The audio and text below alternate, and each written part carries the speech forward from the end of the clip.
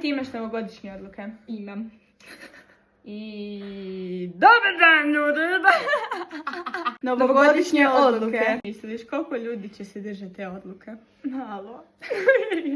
A da li ti održavaš svoju odluku? Ona? To ne mogu reći.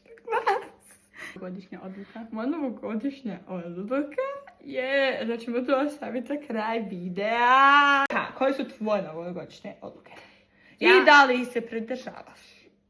Ja se pridržavam svojih novogodišnjih. Ja sam odlučila svaki dan vjerno trenirati i vjerno hodati i naučiti našeg psa da sjedne.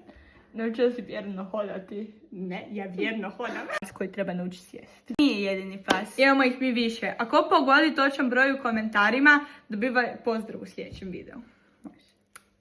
Sad se vratimo na želje. Došli na kraju videa na počasne, koje se nisu smjele znati na početku videa, Lunine odluke. Hvala što ste do kraja da čujete moju novogodišnju odluku.